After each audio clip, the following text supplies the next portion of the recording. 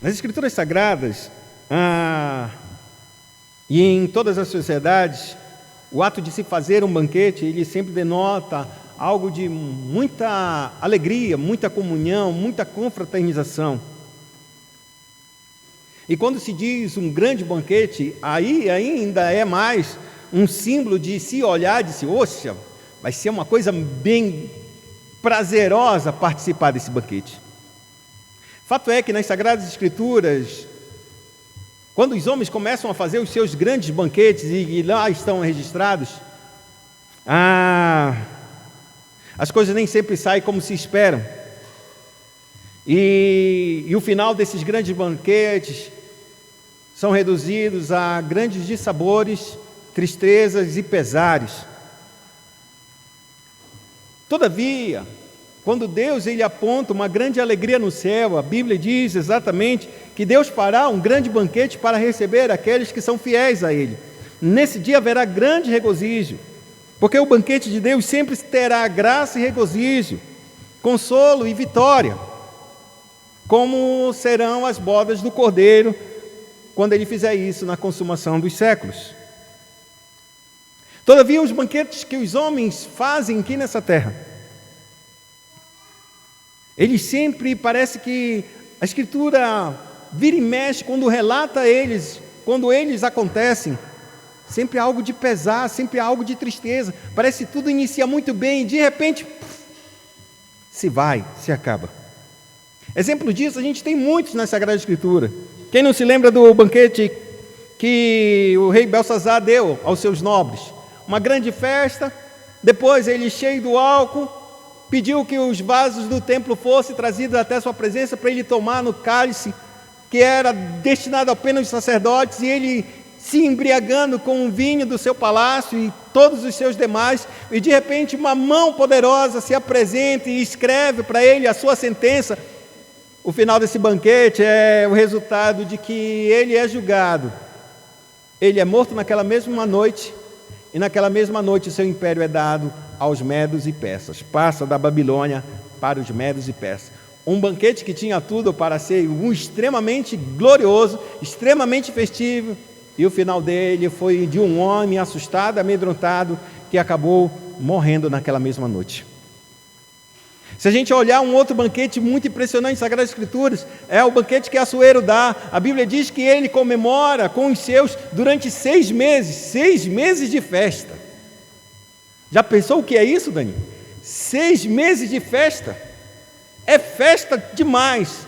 E a Bíblia diz que nesse último mês, o rei Assuero estava cheio do álcool, cheio mesmo, e todos os seus também cheios do álcool, e ele diz, os seus nobres estavam, manda chamar Vaste, a sua rainha, para que nós vejamos a beleza dessa mulher, e nós estejamos mais extasiados. E a Bíblia declara que o rei Assuero manda chamar Vaste.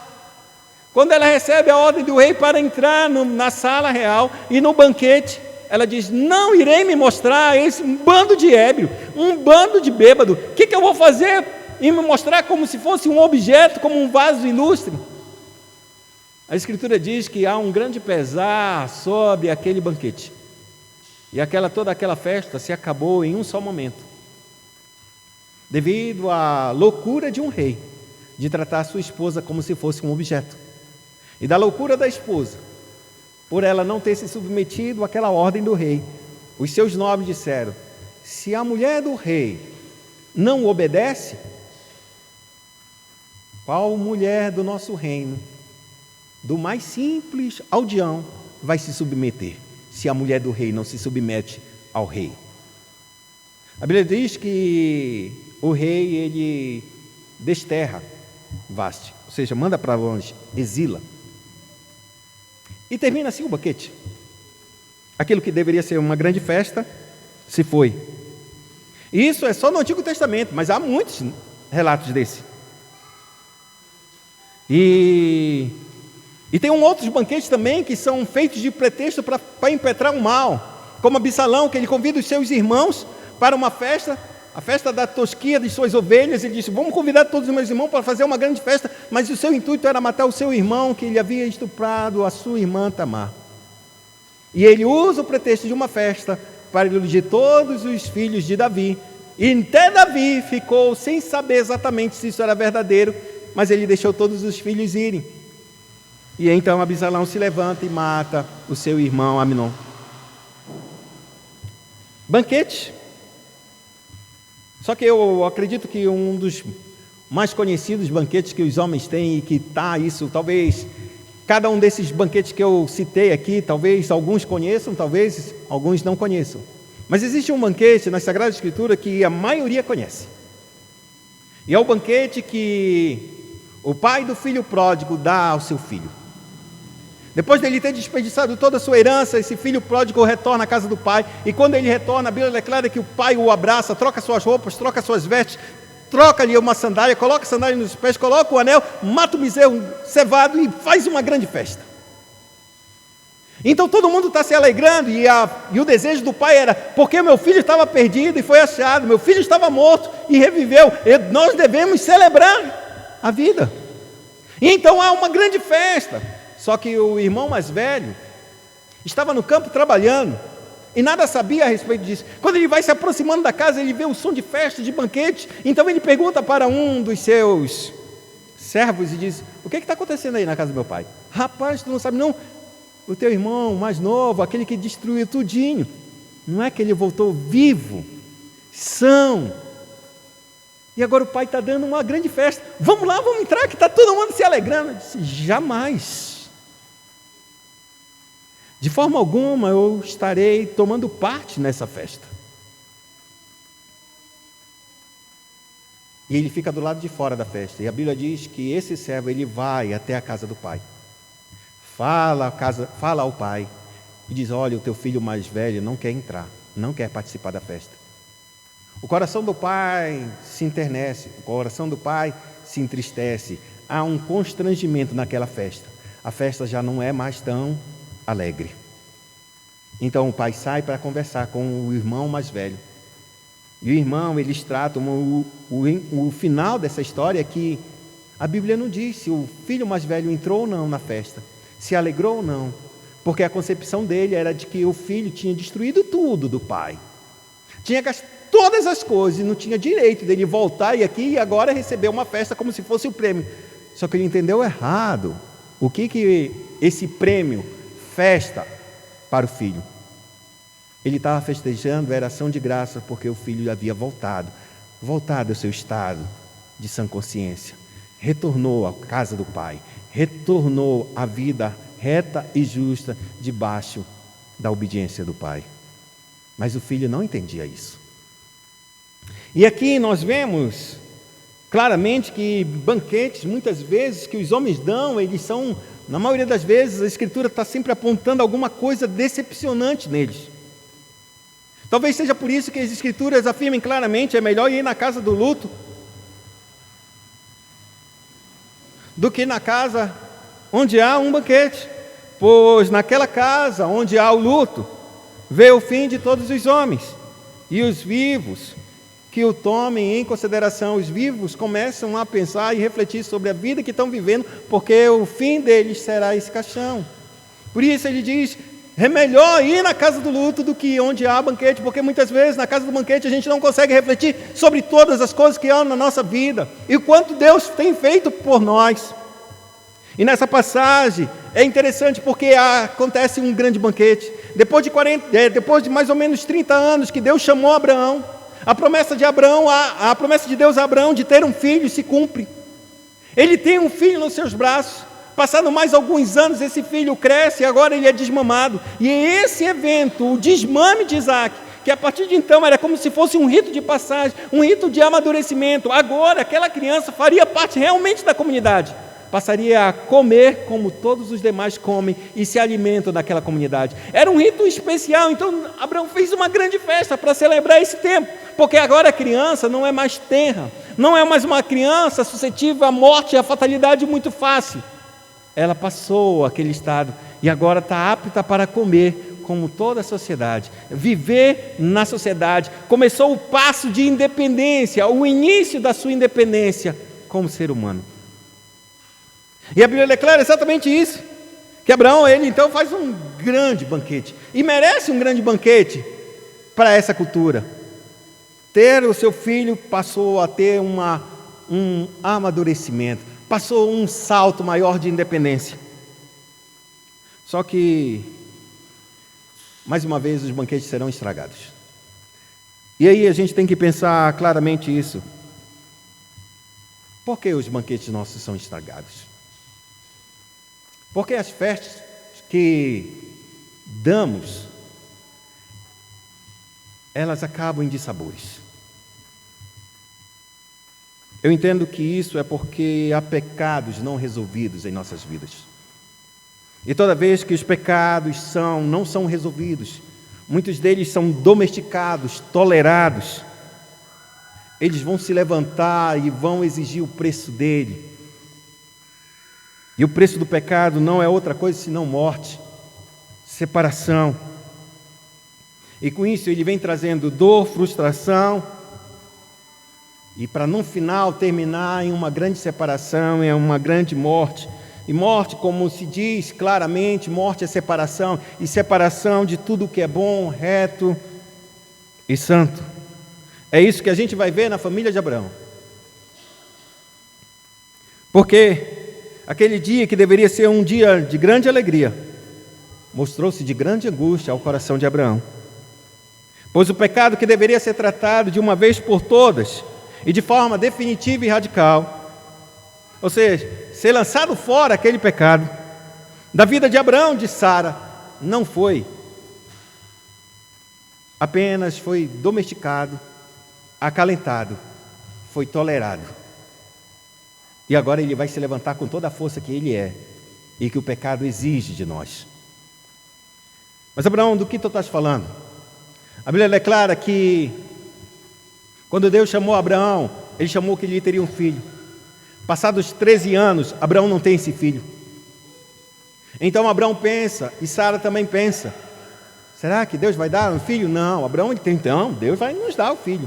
Só que Sara, ela não tem certeza, então ela diz, provavelmente o filho vai vir de ti, não vai vir de mim. Então toma a minha escrava Agar e tem um filho com ela. E a Bíblia declara que Abraão consente nesse propósito. Aqui começa o pecado.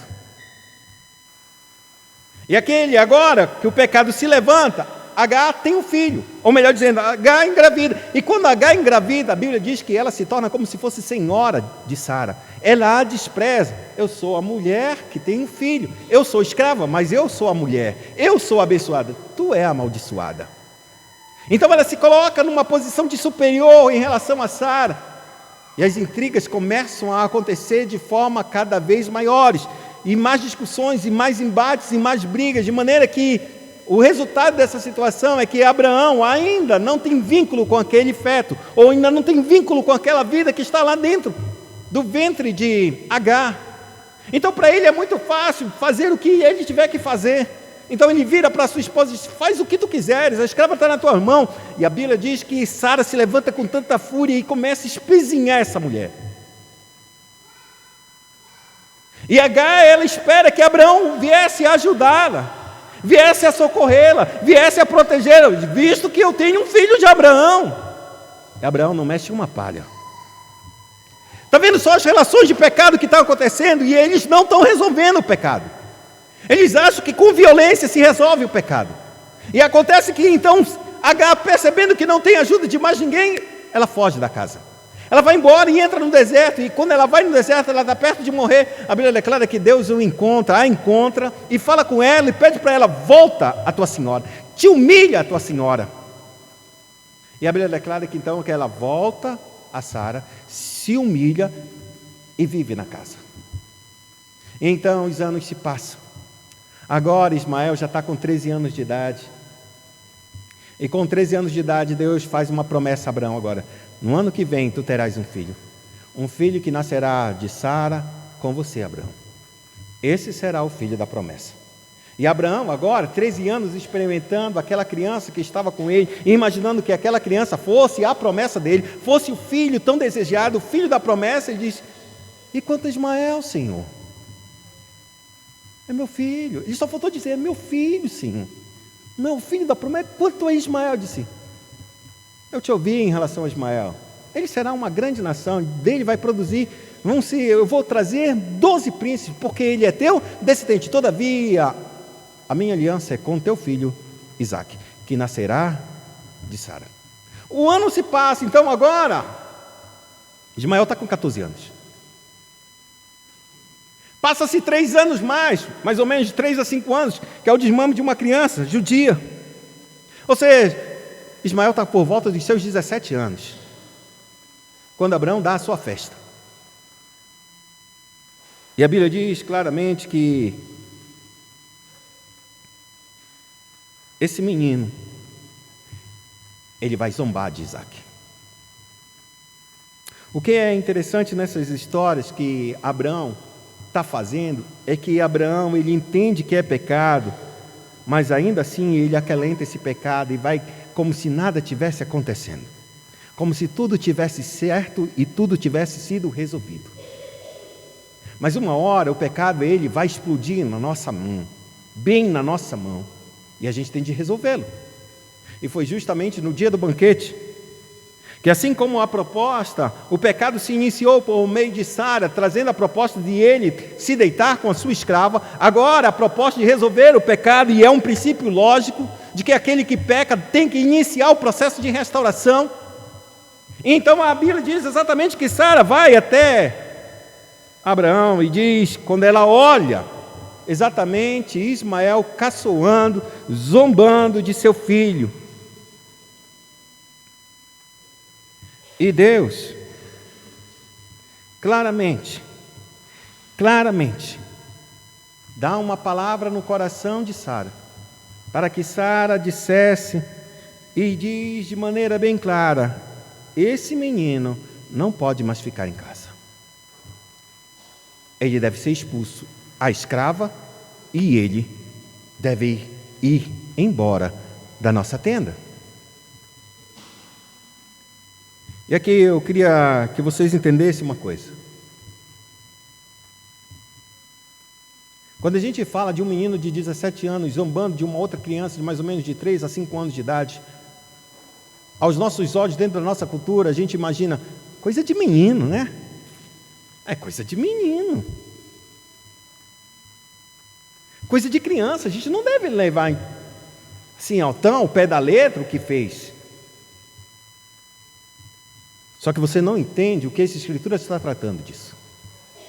Todas as expressões de emoções que estão nas Sagradas Escrituras, ela tem um vínculo espiritual e um princípio espiritual. Assim como Abraão riu, quando ele ouviu que Deus havia de dar-lhe um filho, ele riu. E o riso de Abraão significava a fé dele acreditar que quando as pessoas ouvissem que ele tinha um filho, as pessoas iam rir também. Mas o riso dele era um riso de crença. Quando essa mesma promessa chega ao coração de Sara, a Bíblia é clara que Sara também ri no seu íntimo e ninguém vê. Mas Deus a repreende ela porque ela ri por incredulidade. Porventura, Deus vai me dar um filho já essa velha aqui? Não tenho mais nem as regras. Já não ovulo mais, já não menstruo mais. Porventura, Deus será capaz de me dar isso, fazer isso? Deus repreende Sara pelo seu riso. Veja como Deus está tratando as emoções de cada um dos elementos que aparecem nas Sagradas Escrituras, para que a gente entenda que tudo que se manifesta de nós, existe um princípio espiritual, ou a gente é um homem e uma mulher que acredita em Deus, ou a gente zomba das coisas de Deus. E é exatamente esse princípio que agora Ismael ele começa a rir, porque Isaque significa riso, aquele que ri. Então agora Ismael, com seus 17 anos, ele sabe que agora ele não é o preterido, ele sabe que ele não é o filho da promessa, ele sabe que agora ele é o rejeitado. Quem é o filho da promessa? É Isaque. Que toda a primogenitura passa a ser Isaque, que o herdeiro de todas as coisas é Isaque, que o preferido de Deus é Isaque. E agora quem sobra para Ismael? Se não zombar da escolha de Deus. E é exatamente isso que Ismael vai fazer. O ato do seu riso expressa toda dor, frustração e inveja que transborda do coração de Ismael ao ver o seu irmão como o verdadeiro filho prometido por Deus e não mais ele. Também é a perfeita imagem isso do pecado, amados, na sua maior essência, pois o pecado faz isso com o nosso coração, leva a gente a zombar e a ridicularizar das promessas de Deus. Mesmo quando as vemos diante dos nossos olhos, a gente é incapaz de se alegrar. O pecado faz isso de forma a desqualificar tudo aquilo que Deus nos dá, de toda a bênção e privilégio que Deus nos concede, por termos alcançado aquela preciosa promessa, como se fosse algo sem valor. É isso que o pecado vai dizer: isso não é nada, não vale nada, não tem valor, isso é insignificante. Essa é a essência do pecado, é desqualificar aquilo que Deus nos dá e tornar ele como se não tivesse valor ou fosse insignificante. Se a gente parar e olhar nos dias de Jesus, os fariseus fizeram a mesma coisa com Cristo.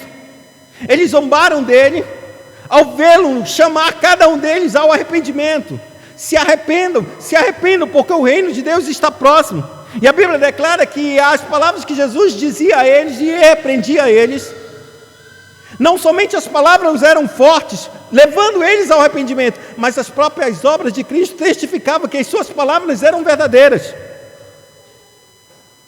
De maneira que Jesus revelava o Pai que estava nele e agia sobre ele.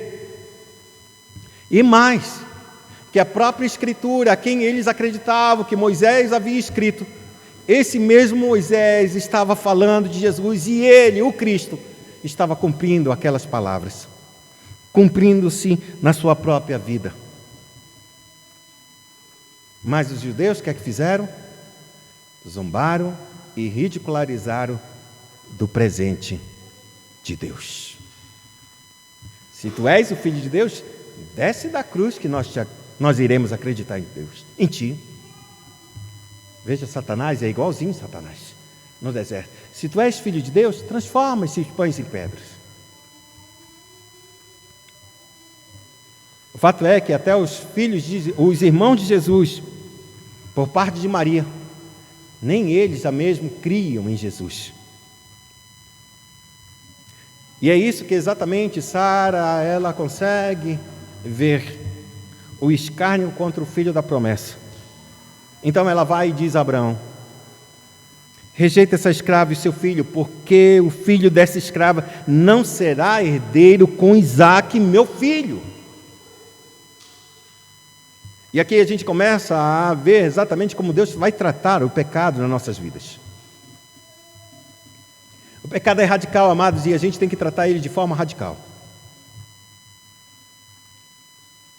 E de que forma a gente trata radicalmente com o pecado? Lançando-o fora para bem longe da nossa tenda, para bem longe da nossa casa, para bem longe da nossa vida. Não há espaço para acomodação ou qualquer forma de permissividade. Ou lidamos radicalmente com o pecado, ou cederemos aos seus caprichos, vindo a ser refém dele, isto é, seremos seus escravos. E aqui é um detalhe importante, porque existem muitos cristãos que andam neste mundo, flertando com o pecado, seja de pornografia, seja jogos de azar, seja de entorpecentes e tantos outros. O que eles não sabem é que já estão presos, por deixarem serem persuadidos por uma imagem. Quem está olhando a pornografia, uma imagem da internet, começou assim, depois é um vídeo cheio de lascívia, e agora suas mentes estão bombardeadas por todo tipo de imagem suja e pervertida e depravada, de modo que agora tudo que eles desejam é saciar o seu desejo. Todavia eles sabem que isso é extremamente vergonhoso e não podem andar assim à luz do dia, mostrando-se às claras. Então o que é que eles fazem?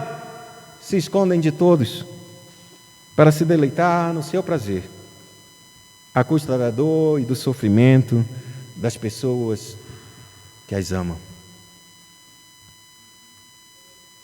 Isso vale, esse pecado é como qualquer outro pecado também, como de entorpecente.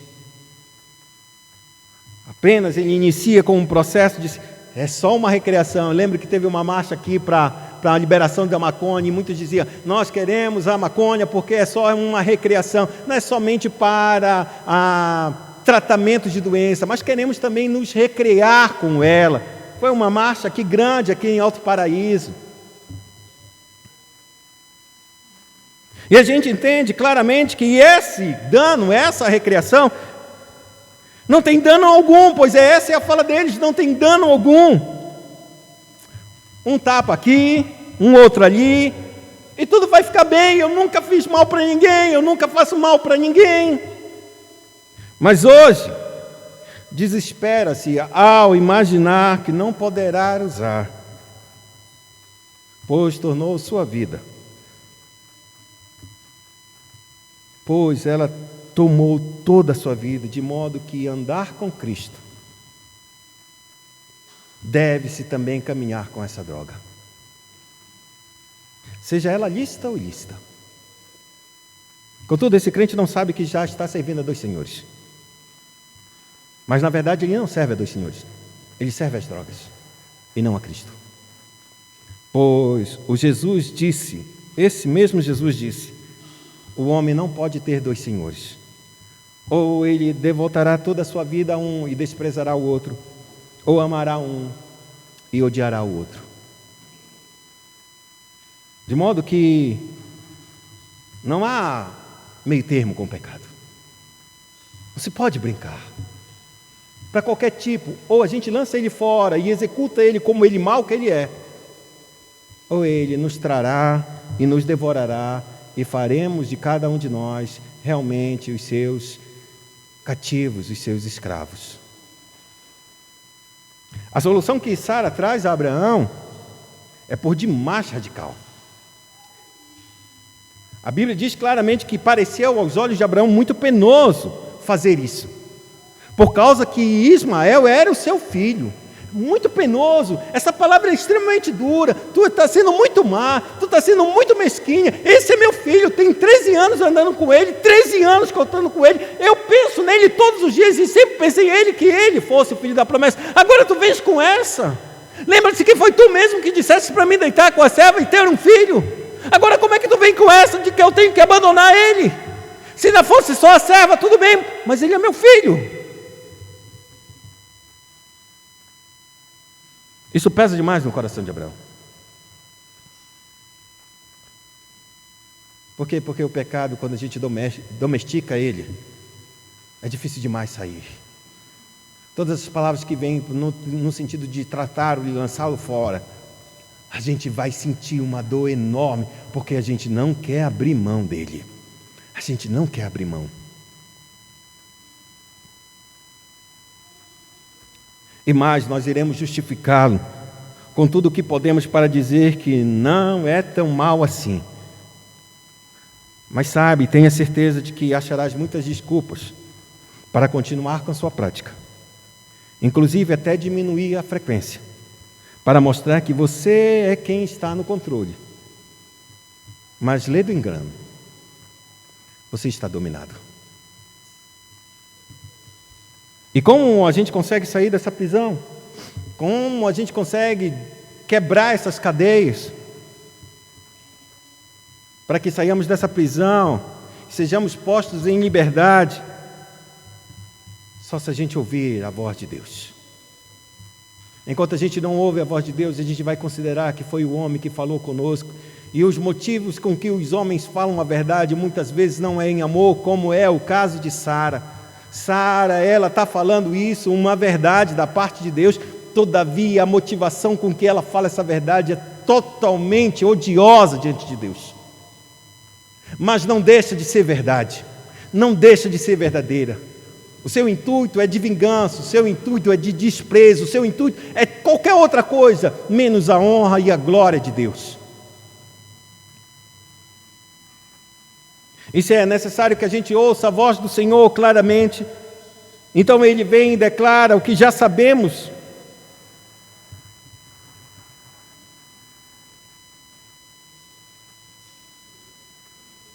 Então, Deus ele vem a Abraão naquela mesma noite, no final daquele banquete, e fala com ele em sonhos.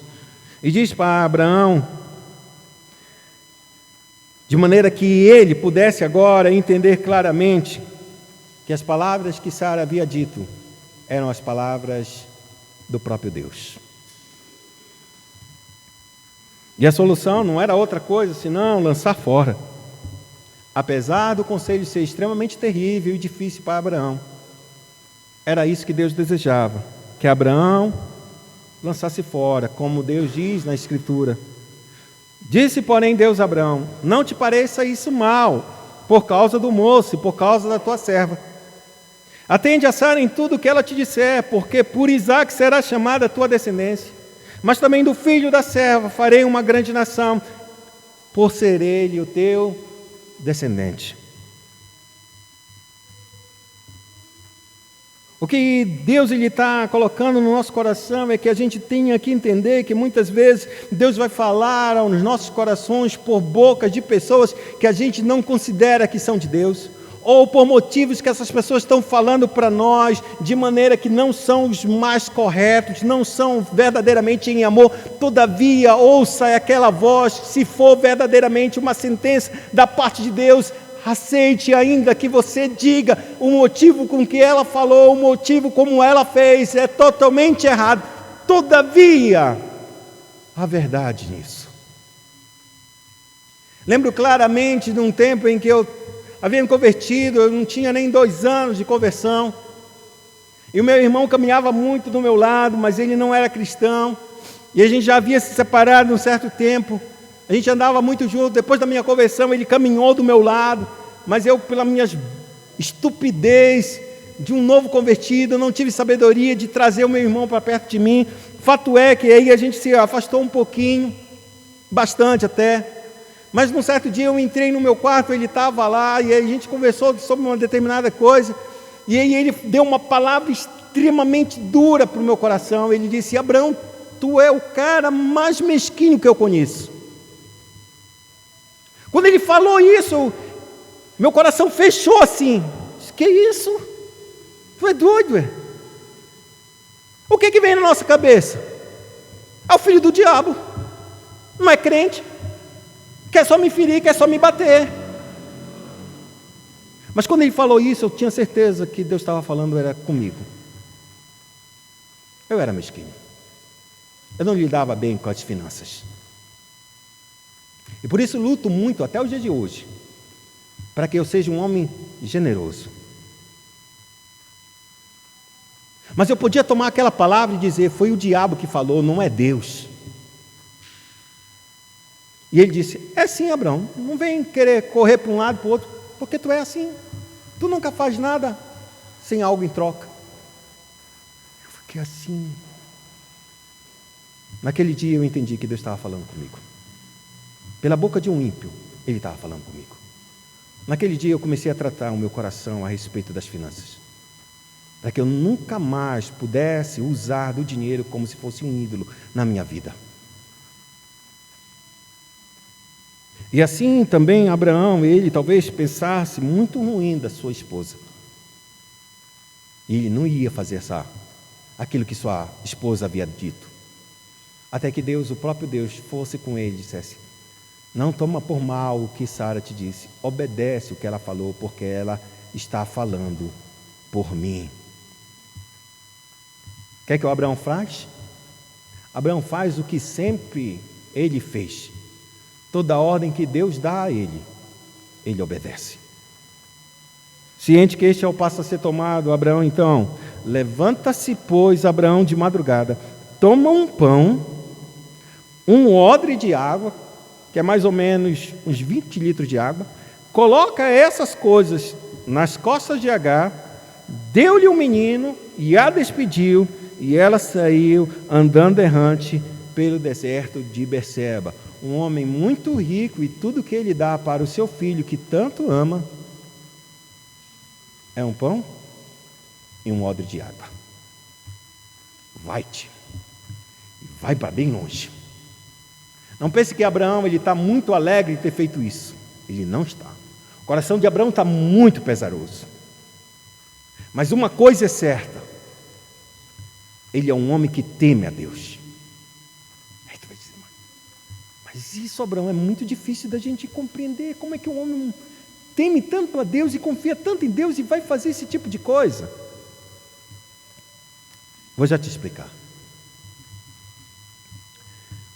Mas eu quero abrir um parênteses para que você entenda. Saiba que Ismael não é o pecado. Um filho nunca é um pecado. Porque a Escritura diz que o filho é uma herança de Deus aos pais. Mas a situação, Ismael, ele é fruto de um pecado.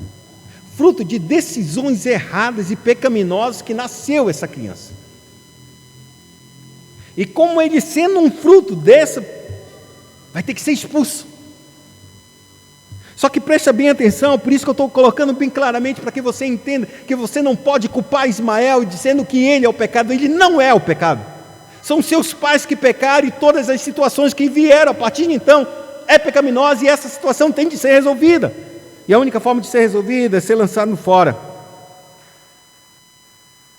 Então, isso fica evidente, claro, de que Ismael não é pecado, porque Deus diz claramente a Abraão: também do filho da serva farei uma grande nação, por ser ele o teu descendente. De sorte que Abraão, quando ele faz o que Deus pediu a ele o faz em obediência, e sob a fé de que Deus não haveria de abandonar aquele filho, e mais, faria dele uma grande nação. Então não importasse o quanto Abraão haveria de dar àquela criança, por ele ser rico como for, ele colocou um pão e água sobre as costas daquela mãe e mandou embora.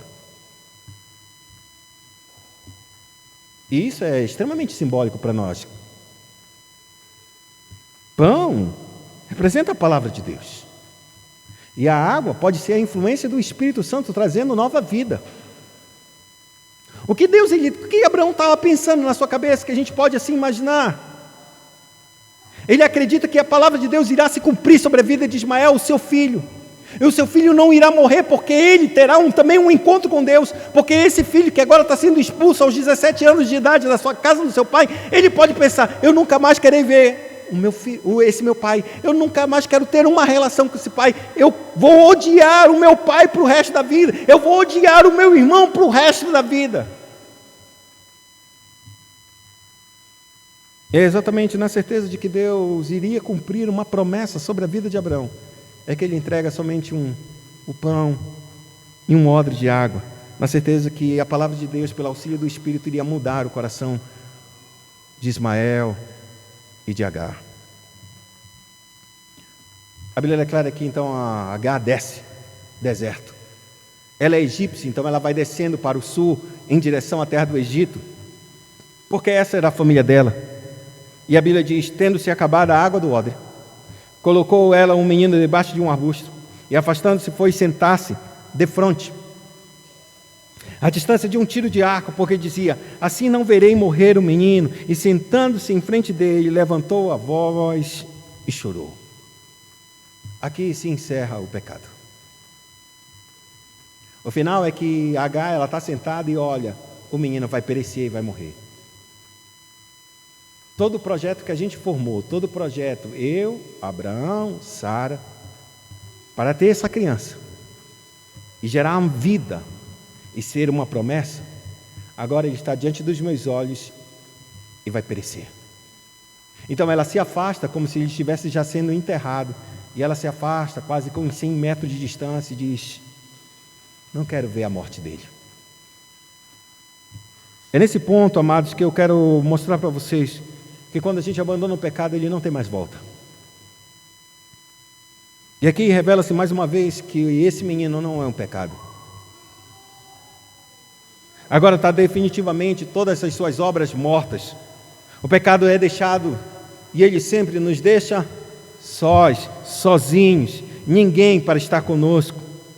Quando isso acontece, é nessa hora que realmente a verdadeira fé começa a se erguer no nosso coração, dentro de uma oração suplicante. E aí é nessa oração que Deus ouve, e a Bíblia declara que Deus ouve a voz do menino e não a voz de Agar. Porque Deus ouve a voz do menino, porque esse menino é filho de Abraão, o pai da fé. Todo aquele que é filho da fé, ele vai ser ouvido pela voz de Deus. Deus vai ouvir sua voz e Deus irá responder. E aí o resultado é que o anjo do Senhor chegou, desceu dos céus e tocou Agar e disse: Agar, o que tu tens? Não temas, porque a voz do menino foi ouvida. De onde ele está? Onde tu deixaste ele morrer? Deus ouviu a voz. Ou seja, esse menino passa a orar a Deus. Ele passa a suplicar ao Senhor pelo mesmo favor que um dia o seu pai recebeu de Deus: dá-me vida, dá-me filhos. E agora Ismael, ele é ouvido por Deus, e Deus desce, fala com Agar e disse: Agar, levanta-te, pega o rapaz, levanta ele, segura pela mão, porque eu farei dele um grande povo. O resultado disso é a nova vida dada a Ismael e a Agar. Um novo recomeço, mas sob a palavra da fé, a promessa de Deus, que disse que faria vir 12 príncipes de Ismael. A suficiência de Deus para com eles começa exatamente assim: abrindo-lhe Deus os olhos, viu ela um poço de água, e indo a ele, encheu de água o odre e deu de beber ao rapaz. Ou seja, a nova vida em Ismael começa a brotar da dependência de Deus, cujo poço é sinal da água que satisfaz a sede humana, isto é, os anseios mais profundos do homem. Só Deus pode saciar, jamais será o pecado. Nessa noite, eu queria te convidar a inclinar sua cabeça, porque todos nós temos erros e pecados.